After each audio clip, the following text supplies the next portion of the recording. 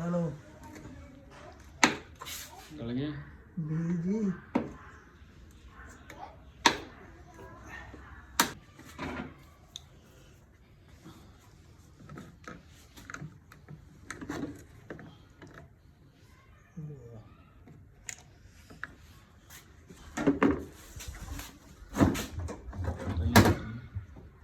gas तो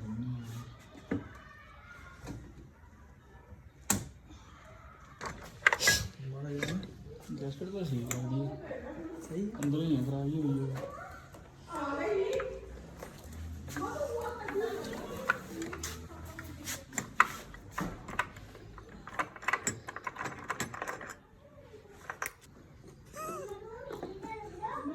video आ गई video देख लूँगा बाद में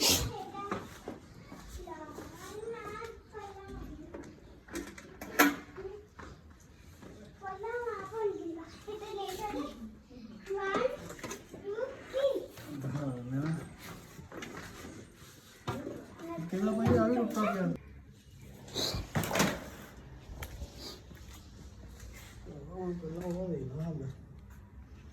ये सारा ही बटा हुआ है टावर पता करना हुआ IMB वाले ने पूछ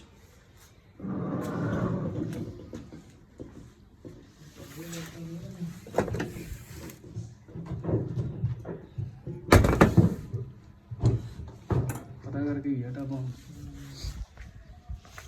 ऊपर जाऊंगा ना जो निकल के